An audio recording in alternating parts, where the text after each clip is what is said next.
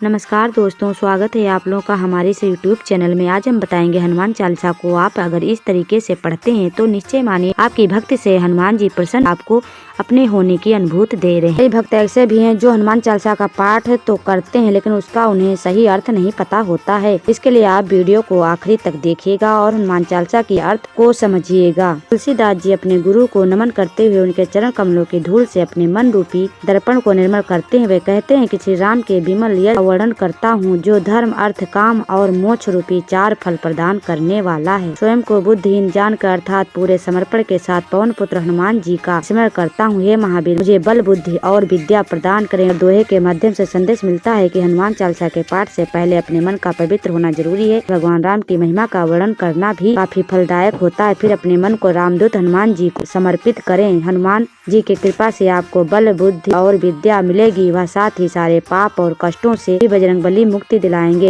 व गुण के सागर हनुमान जी की जय हो। तीनों लोकों के वानर राज वानरों के ईश्वर के रूप उजागर आपकी जय हो। आप अतुलनीय शक्ति के धाम भगवान श्री राम के दूत माता अंजनी के पुत्र व पवन सुत के नाम से जाने जाते हैं। हनुमान जी आप महावीर हैं, बलवान हैं, तो नकारात्मक शक्तियों को दूर कर देते हैं। सुंदर वेश धारण करने वाले हैं। आपके कानों में कुंडल आपकी शोभा को बढ़ाते हैं। वह आपके बाल घुंघराले हैं। आप हाथों में वज्र यानी गदा और ध्वजा धारण करते हैं। आपके कंधे पर जनेऊ है। भगवान शिव के अंश हैं। वह केसरी के पुत्र हैं। आपके तेज और प्रताप की समस्त जगत वंदना करता अब विद्वान है और अत्यंत बुद्धिमान है। हे भगवान श्री राम के कार्यों को करने के लिए हमेशा आतुर रहते हैं। रामचरित सुनबे को रसिया। इसी पंक्ति के आधार पर कहा जाता है कि आज भी जहाँ राम कथा का आयोजन हो रहा होता है तो हनुमान जी किसी न किसी रूप में वहाँ मौजूद रहते हैं। वह राम कथा सुनते हैं। अपने माता सीता को अपना सूक्ष्म रूप दिखलाया तो वहीं विकराल रूप धारण कर लंका को जलाया, धारण कर असुरों का संहार किया। भगवान श्री राम के कार्यों को भी आपने सवारा। संजीवनी बूटी लाकर आपने लक्ष्मण जी के प्राण बचा लिए, जिससे भगवान श्री राम ने आपको खुशी से अपने गले लगा लिया। बहुत प्रशंसा की व आपको अपने भाई भरत के समान प्रिय बतलाया। भगवान राम ने आपको गले लगाकर कहा कि आपका यश 1000 मुखों से समान है। श्री सत श्री सनातन श्री श्याम नंदन श्री सनत कुमार आदि ऋषि मुनि ब्रह्मा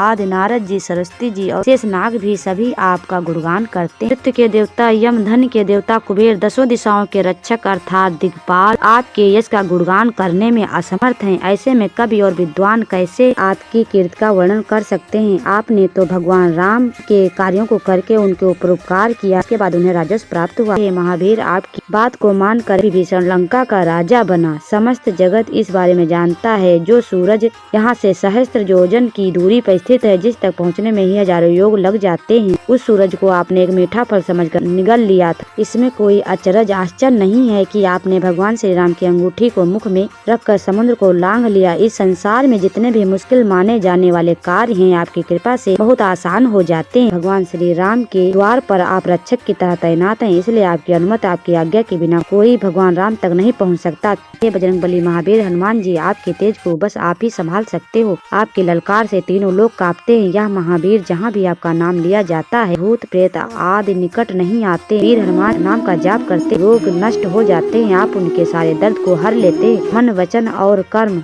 से जो भी आपका ध्यान लगाता है आप उसे हर संकट से मुक्ति दिलाते हैं। पशु राजा भगवान श्री रामचंद्र जी सबसे श्रेष्ठ हैं। आपने उनके सभी कार्य सहजता से किए। जो कोई भी आप मन की इच्छा सच्चे मन से आपके सामने रखता है वह अनंत जीवन का फल प्राप्त करता है। सतयुग, द्वापर, त्रेता युग, कलयुग, चारों युगों में आपकी महानता है। आपका प्रकाश समझ संसार सिद्ध है। आप साधु संतों के रखवाले और असुरों का विनाश करने वाले श्री राम के दुलारे हैं। हे पवन पुत्र, जानकी यानी सीता माता ने आपको वरदान दिया है, जिससे आप 8 सिद्धियां और 9 निधियां आप किसी को भी दे सकते हैं। आपके पास राम नाम का रसायन है। आप सदा से भगवान श्री राम के सेवक रहे। आपका भजन करके ही भगवान राम को प्राप्त किया जा सकता है। वह आपके स्मरण मात्र से ही जन्मों के पाप कट जाते हैं, दुख मिट जाते हैं। आपकी शरण लेकर मृत्यु पर्यंत भगवान श्री राम के धाम यानी वैकुंठ में जाया जा सकता है और वैकुंठ में आपकी सेवा, आपके स्मरण मात्र से अन्य देवताओं में ध्यान लगाने की जरूरत नहीं। या वीर हनुमान जी का स्मरण करते हुए आपके सारे कष्ट मिट जाते। जय हो। आप मुझ पर श्री गुरुदेव की तरह कृपा करें। जो कोई भी 100 बार इस चालीसा का पाठ करेगा उसके सारे बंधन, सारे कष्ट दूर हो जाएंगे अर्थात उसे मोक्ष की प्राप्त हो। जो कोई भी इस हनुमान चालीसा का पाठ करेगा और उसकी मनोकामनाएं पूर्ण होगी। इसके साक्षी स्वयं शंकर भगवान है। महाकवि गोस्वामी तुलसीदास जी कहते हैं कि वे सदा भगवान श्री राम के सेवक रहे, इसलिए स्वामी आप मेरे हृदय में निवास कीजिए। पवन सुत हे संकट को हरने वाले, संकट मोचन एक कल्याणकारी हे देवराज, आप भगवान श्री राम, माता सीता और लक्ष्मण के सहित मेरे हृदय में निवास करें। उम्मीद करती हूँ कि यह हनुमान चालीसा के बारे में दी गई जानकारी आपको पसंद आई होगी। अगर पसंद आई है वीडियो को लाइक करें, शेयर करें और कमेंट बॉक्स में जय हनुमान, जय जय बजरंगबली जरूर लिखें।